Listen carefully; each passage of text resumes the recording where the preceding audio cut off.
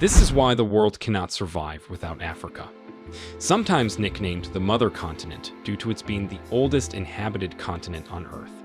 Humans and human ancestors have lived in Africa for more than 5 million years. The origin of the name Africa is greatly disputed by scholars. Most believe it stems from words used by the Phoenicians, Greeks, and Romans. Important words include the Egyptian word Afru-Iga, meaning motherland, the Greek word Afrique, meaning without cold, and the Latin word Aprica, meaning sunny. Being the second largest continent, it is bounded by the Mediterranean Sea, the Red Sea, the Indian Ocean, and the Atlantic Ocean. It is divided in half almost equally by the equator. What is Africa's uniqueness? Africa is rich in natural resources ranging from arable land, water, oil, natural gas, minerals, forests, and wildlife. The continent holds a huge proportion of the world's natural resources, both renewables and non-renewables. Home to some 30% of the world's mineral reserves, 8% of the world's natural gas, and 12% of the world's oil reserves. The continent has 40% of the world's gold, and up to 90% of its chromium and platinum. The largest reserves of cobalt, diamonds, platinum, and uranium in the world are in Africa. It holds 65% of the world's arable land and 10% of the planet's internal renewable freshwater source. In most African countries, natural capital accounts for between 30% and 50% of total wealth. Over 70% of people living in sub-Saharan Africa depend on forests and woodlands for their livelihoods. Land is an economic development asset as well as a socio-cultural resource. A significant share of these resources is, however, used unsustainably, while others are lost through illegal activities, meaning that the stream of benefits generated from these resources is being reduced over time. For instance, Africa loses an estimated $195 billion annually of its natural capital through illicit financial flows, illegal mining, illegal logging, the illegal trade in wildlife, unregulated fishing, and environmental degradation and loss. Collectively, the continent has a lot to gain in pulling together and harnessing its vast natural resources to finance the development agenda towards greater prosperity. And it must also ensure that future growth and exploitation of natural resources is results-oriented, climate-resilient, and sustainable. These reasons can explain why the world cannot do without Africa. 1. Favorable climate. Tropical wet conditions occur along the equator, the Gulf of Guinea, and the East Madagascar coast. Temperatures remain near 27 degrees Celsius, 80 degrees Fahrenheit, year-round. Annual precipitation varies from 152 centimeters, 60 inches, inland to 330 centimeters, 130 inches along the coasts. Important crops in Africa's tropical wet regions include plantain, pineapple, coffee, cocoa, and oil palms. Palm oil is the primary cooking oil in Africa, as familiar as olive oil or corn oil in North America. Savanna conditions occur in much of eastern and southern Africa. Temperatures here are cooler and more variant than in tropical wet regions. Annual precipitation is between 50 and 152 centimeters. The dry season in the savanna can last as long as 6 months. Important savanna crops include cassava, peanuts, peppers, okra, eggplant, cucumber, and watermelon. Africa's most important grain crops, millet and sorghum, are grown here. Desert conditions occur in northern Africa, especially in the Sahara and the Sahel. Temperatures can range from 54 degrees Celsius, 130 degrees Fahrenheit on the hottest days to freezing on the coldest nights. Annual precipitation never exceeds 25 centimeters, 10 inches, and some areas go without rain for years. Important desert crops include date palms and cotton. Mediterranean climate conditions occur along the extreme northern and southern coasts of Africa. These regions have mild temperatures, dry summers, and moderately rainy winters. Important crops include figs, olives, oranges, tomatoes, onions, and large vegetables, such as cabbage and cauliflower. Highland conditions occur in the highest elevations of Africa, particularly in the Ethiopian highlands. Temperatures here are much colder than in the surrounding lowlands. Precipitation depends on the orientation of the mountain to moisture-bearing winds. Agriculture. Climatic factors greatly influence Africa's agriculture, which is considered the continent's single most important economic activity. Agriculture employs 2/3 of the continent's working population and contributes 20 to 60% of every country's gross domestic product, GDP. GDP is the total value of goods and services produced in a country during one year. Important crops include alfalfa, potatoes, wheat, cocoa, and coffee. Forestry. Forestry, the management of trees and other vegetation in forests, is an important economic activity in Africa. On average, forest products account for 6% of Africa's gross domestic product, GDP, more than any other continent. This is a result of Africa's abundant forest cover, with 0.8 hectares, 2 acres, per person, compared with 0.6 hectares, 1.5 acres, globally. In Central and Western Africa, where forest cover is heaviest, the forest sector contributes more than 60% of the GDP. The export of forest products, especially high-grade woods like mahogany and okuma, brings in significant revenue. These woods are mostly found in the countries of the Congo Basin, Cameroon, Central African Republic, Republic of the Congo, Democratic Republic of the Congo, Gabon, and Equatorial Guinea, where there is a dense rainforest.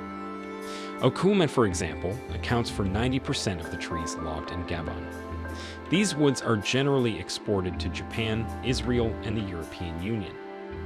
Mahogany and okuma are used to make everything from homes to musical instruments to lightweight aircraft. Today, Africa is torn between developing its forests to their fullest economic potential and protecting these natural landscapes from overdevelopment. For instance, the Central African Forests Commission regulates Africa's forestry sector and promotes sustainable uses of the Congo Basin's rainforest products. The Commission created the Sanga Tri-National Landscape, a reserve that covers more than 1 million hectares, 2.4 million acres, of rainforest in Cameroon, the Central African Republic, and the Republic of the Congo. Fishing pole. Africa's fishing industry provides income to more than 10 million people and has an annual export value of $2.7 billion. Africa has fisheries on all its marine coasts as well as inland. The Great Lakes and Nile River, for instance, support huge freshwater fisheries. Marine fisheries are important to many coastal countries in Africa. West Africa is one of the most economically important fishing zones in the world, producing 4.5 million tons of fish in 2000. Namibia and South Africa are also major players in the marine fish market, exporting between 80 and 90% of their fish annually. The Eastern African countries of Eritrea, Djibouti, Somalia, and Kenya have well-established fisheries in the Red Sea and the Indian Ocean. Small fish, such as herring and sardines, are the most common catch on the African coastline. However, larger fish, such as tuna, cod, hake, and haddock, are the most profitable. Africa's extensive inland fisheries contain more than 3,000 fish species and account for 2/3 of global inland fish production. Unlike marine fisheries, the catch from Africa's inland fisheries is not exported. It is consumed almost entirely on the continent, forming a major source of people's protein intake. Africa's Great Lakes support the largest inland fisheries on the continent.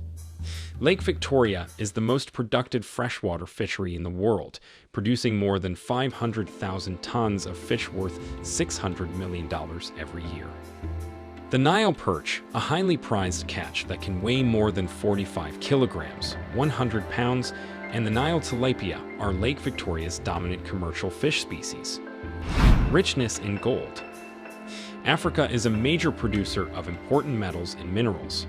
Metals exported by African countries include uranium, used to produce nuclear energy, platinum, used in jewelry and industrial applications, nickel, used in stainless steel, magnets, coins, and rechargeable batteries, bauxite, a main aluminum ore, and cobalt, used in color pigments. In 2008, Africa produced about 483 tons of gold, or 22% of the world's total production. South Africa accounts for almost half of Africa's gold production. Ghana, Guinea, Mali, and Tanzania are other major producers of gold. Richness in diamond. Africa dominates the global diamond market. In 2008, the continent produced 55% of the world's diamonds. Botswana, Angola, South Africa, the Democratic Republic of the Congo, and Namibia are Africa's largest producers of diamonds. Unfortunately, several African conflicts and civil wars have been caused and funded by the diamond industry. Diamonds that come from these regions are known as conflict diamonds or blood diamonds.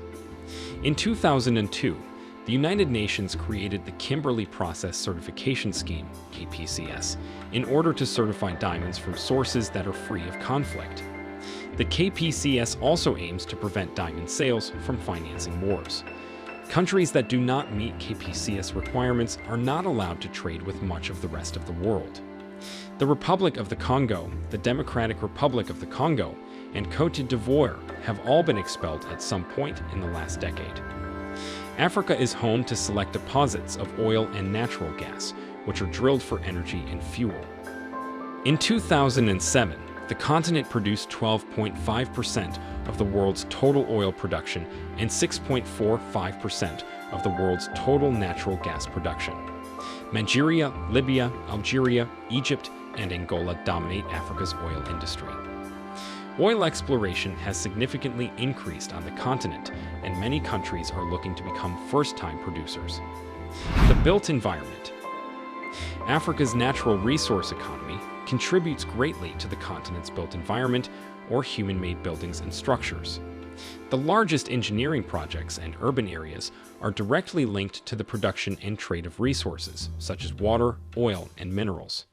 Yet much like the resource economies described above, Africa's infrastructure suffers from poor management and inefficient government regulation. Africa is home to a number of engineering marvels. The Aswan Dam, a complex of 2 dams in Aswan, Egypt, captures the world's longest river, the Nile, in the world's 3rd largest reservoir, Lake Nasser. The Aswan High Dam, the newer and larger of the 2 dams, produces more than 10 billion kilowatt-hours of electricity every year, enough power for about 15% of the country.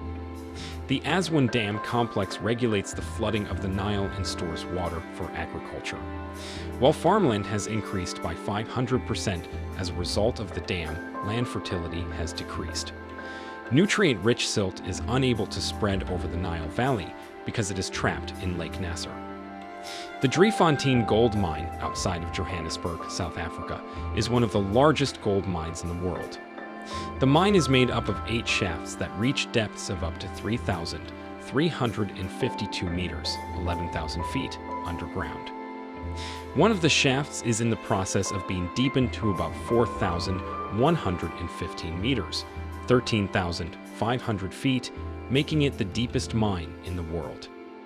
2 urban areas that demonstrate Africa's uneven growth are Lagos, Nigeria, and Johannesburg, South Africa. Both of these large cities have distinct economic engines that make them favorable for growth. At the same time, each faces similar problems as a result of this growth. Business centers. Lagos is Africa's 2nd most populous city, with a population of about 10.2 million people. Lagos is growing 10 times faster than New York City, New York, or Los Angeles, California, in the United States. The United Nations estimates that Lagos will be one of the largest megacities in the world by 2015. Lagos is the commercial and industrial hub of Nigeria, which has a gross domestic product that is triple that of any other West African country. Located on the oil-rich Gulf of Guinea and adjacent to the Niger Delta, Lagos is a center of oil extraction, refining, and export. The city is tied to the rise and fall of oil prices, creating cycles of extreme wealth and poverty. Lagos' unregulated growth has created a sprawling and chaotic urban landscape. Poor immigrants from rural Nigeria have flooded the city looking for economic opportunities. Residential zones are overcrowded, averaging 6 people per room. Slum communities are growing rapidly, taking over unsuitable areas such as nearby lagoons and lakes. Lagos suffers from water shortages, poor sanitation services, and heavy traffic. Government bodies and urban developers are finding it difficult to keep up with Lagos' rapid growth. Already established mines. Johannesburg is the largest city in South Africa, with a metropolitan population of more than 7 million. Johannesburg is also the world's largest city not situated on a river, lake, or coastline. The city developed around the gold and diamond industry, situated on a mineral-rich mountain range. While mining operations are gradually losing importance in Johannesburg, most mining companies still have their headquarters there. The wealth and trade of these companies and other manufacturing industries are supported by Africa's largest stock exchange, the JSE, Johannesburg Stock Exchange. As such, Johannesburg has become the financial hub for the African continent. A world of minerals in your mobile phone. Most of the electronics we use today are based on several minerals, from aluminum to zinc. In 2021, some 1.5 billion smartphones were sold around the world, up from 122 million units in 2007. As of 2020, nearly 4 in 5, 78%, people own a smartphone. More than half of a mobile phone's components, including its electronics, display, battery, and speakers, are made from mined and semi-processed materials. Lithium and cobalt are some of the key metals used to produce batteries. In 2019, about 63% of the world's cobalt production came from the Democratic Republic of the Congo. Tantalum is another metal used in electronic equipment. Tantalum capacitors are found in mobile phones, laptops, and a variety of automotive electronics. The DRC and Rwanda are the world's largest producers of tantalum. Together, they produce half of the world's tantalum. Top minerals per country. Petroleum and coal are among the most abundant minerals for 22 out of Africa's 54 countries. As of 2019, Nigeria produced most of the continent's petroleum, 25%, followed by Angola, 17%, and Algeria, 16%. Metals including gold, iron, titanium, zinc, and copper are the top produced minerals in 11 countries. Ghana is the continent's largest producer of gold, followed by South Africa and Mali. Industrial minerals such as diamonds, gypsum, salt, sulfur, and phosphates were the main commodity for 13 African countries. The DRC is Africa's largest industrial diamond producer, followed by Botswana and South Africa. Botswana ranks #1 in Africa for the production of gem-quality diamonds used for jewelry. Mineral wealth. At $125 billion per year, South Africa generates the most money from its mineral resources. Nigeria comes in second with $53 billion per year, followed by Algeria, $39 billion, Angola, $32 billion, and Libya, $27 billion. These 5 countries produced more than 2/3 of the continent's mineral wealth. The world's minerals. According to the World Mining Congress, the world extracted some 17.9 billion tons of minerals in 2019. Asia was the largest producer, accounting for 59% of the world's total production, valued at $1.8 trillion. North America was second with 16%, followed by Europe at 7%. Africa produced about 5.5% of the world's minerals, worth some $406 billion. Towards sustainable development in Africa. The GEO6 Regional Assessment for Africa points out that the environment is deteriorating faster than previously thought, emphasizing that governments must act faster to reverse the worst trends. The report recognizes Africa's natural capital and observes that the economic growth of Africa hinges on the sustainable management of its natural capital.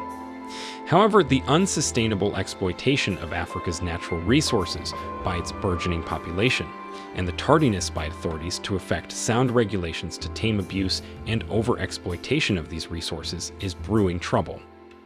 Nature is issuing red alerts, as evidenced by the many catastrophes we are experiencing, which, if left unchecked, will keep aggravating food shortages, water scarcity, diseases, conflicts, migration, and poverty, all of which could culminate in the destabilization of economies.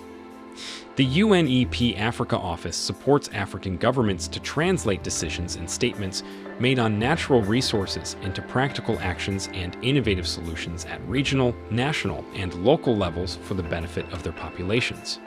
This will lead to wealth and job creation, revenue generation, food security, social equity, and a healthy environment. For Africa to reap the economic and social benefits inherent in this natural wealth, it is necessary to urgently address such issues as the management and the economic and environmental impacts of their sustainable use. Thanks for watching. Let us know your thoughts in the comments. Don't forget to like, subscribe, and share.